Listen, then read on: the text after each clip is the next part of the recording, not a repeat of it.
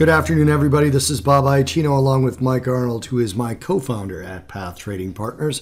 And this is an April 25th afternoon Path Chat covering the futures market. So what happened today? Well, we started our trade war. The U.S. started our trade war with Canada. Canada is going to get a 20% tariff on soft lumber, according to the Trump administration. Yeah, trade war with Canada. Markets didn't seem to care, though. Markets jumped, with the Dow finishing up over 200 points, 232 to be exact on the cash. S&P up 1446, NASDAQ up 41, NASDAQ above 6,000 for the first time, closed above 6,000. Strong rally there. In terms of economic data, the biggest number was the U.S. consumer confidence for April.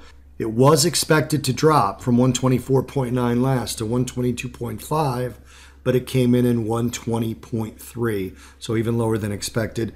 Kind of matches up a little bit with the future expectations number that we got out of the UK yesterday, where the current climate was good, but the future expectations were down a little bit. New home sales, government's number, came out at 5.8% higher. It was expected to be down 1.4%, so that's strong. And the Case-Shiller U.S. Home Price Index year over year up 5.76%. The government's number for the Housing Price Index was only up 0.8, but that was still a beat. So that's all we had with that. Crude oil API report came out. Mike will show you what the market did through most of the day. But there was an unexpected build of crude oil inventories. There was a build in the API, American Petroleum Institute, 897,000 barrels in the United States, compared to analyst expectations of a draw of 1.6 million barrels. So you got a 2.4 million barrel swing or so. And then the gasoline inventories was even worse, a 4.4 million barrel build. If you missed it, I was on Bloomberg this morning talking about crude oil, and I talked about demand and how the demand was starting to slow, specifically for gasoline. Analysts were looking for a 2.2 million barrel draw for gasoline, and we got a 4.4 million barrel build. Again, this is API. It's American Petroleum Institute. Tomorrow morning we'll get EIA, which is given a little bit more credibility, but they've been matching up a little bit lately, so we'll see what happens with that. Let me turn it over to Mike to let you know what he is seeing on the charts. Mike, it is all yours. Okay, thank you very much, Bob. Chart of the VIX. You can see it traded down today, low of 1022. So we're back in reflation mode, not risk on mode. I learned that from Bob on the podcast. It's now called the reflation mode. Not quite as low as the lowest it was made earlier on the first, 997, but pretty low. Not a lot of risk or fear in this market. So we're just going to keep an eye on that. Over to the other key things we're following. Dow Transports rallied up just shy of our 93.23 level. Closed a little lower. We're still watching this for this huge double pattern with two targets. First target being up around this 95.33, which is going to take a while to play out if it works. If it pulls back tomorrow, watch for key support right around 92.20 area. And then if that's broken, we have a 91.80. And then if that's broken, 91.40 area. On a rally back up, this 93.20 to 23 area is going to be some resistance. And then once that is broken, next area higher is the 94.16 to 94.23.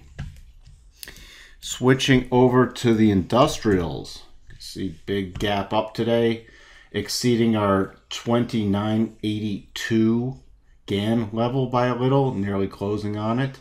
If it continues higher, our next key level is 21.115, and then above that we'd look to retest the highs at 21.169. On a pullback, we have some support right around 20,887. If that does not hold, then we're looking to come down to possibly 20,800. And then the next level below that would be a retest of our trend line, really around 20,740. And over to the S&P. Strong rally today, moving beyond our 20,380 level. Went up, tested this prior defining point at 20,388, and then backed off of it. On another rally up, you're going to have some resistance around this 20,388 to 89 level.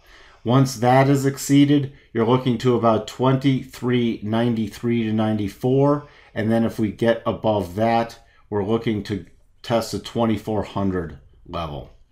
On a pullback, first key level is going to be about 2370, followed by 2365. And then if that is broken, watch for potential support right around 2360 to 2357.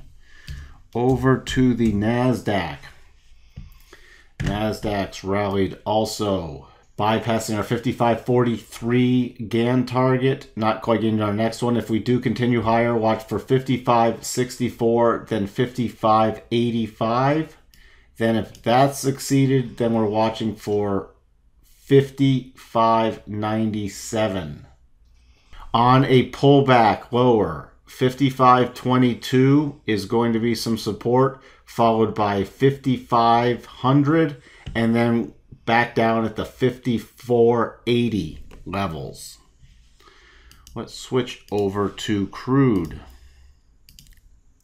Crude oil, again, found some support at the flat 200, right around the 49 level, dipped slightly below there, then rallied back up. On a further decline tomorrow, 49 is going to be key. Then if that's broken, 48.70, followed by about 48.61. And then if those levels are exceeded, we can look for a potential run down to 47.85. On a rally back up, minor resistance around 49.50 to 54. Then we have some more substantial resistance right around 49.80. Then if those are broken, watch for a retest of the 50.23 to 50.37 level. Then we have the declining rotation zone coming in. Over to copper. Copper, pretty decent rally up today.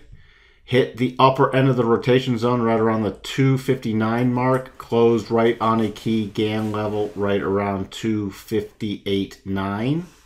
On a further rally tomorrow, watch for very significant resistance right around 261.68. Then slightly above that 262 is the declining trend line. If that is broken, 263.55. On a pullback, minor support right around 257.71, followed by 255.8, and then nothing back down until about 254.13. Gold, pretty substantial sell-off today, closing right on our significant level, 1265.30. On a continued move lower tomorrow, 1259 to 1258, we have a flat 200 and a couple Gann areas right in there, so that's going to be some support.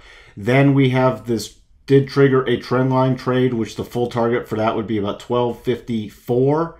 Then if that level's exceeded, 1249.70. On a rally back up, minor resistance around 1272. Then nothing really until about 1278, and if that level's violated, watch for resistance coming in about 1283 to 1284 on the upside. Finally, over to silver. Another big sell-off in silver.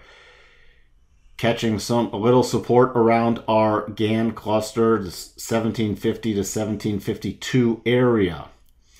If that breaks down tomorrow, next support's about 1742, then nothing down until the 1732 to 1728 area, which is also the end of a clear path move. Rally back up, 1775, some resistance, then key resistance 1780, and if that's broken, 1790, followed by, we have a first cross rotation zone, so there's major resistance right about that $18 mark. That's all we have for you. Back to you, Bob. Thank you, Michael, and thank you guys for watching. Again, watch that EIA number tomorrow because it's going to matter in light of what we just saw from the API. And we'll be back with another Path Chat covering the FX markets tomorrow morning. Don't forget to subscribe and like, and we will see you guys in the next Path Chat. Cheers, everyone.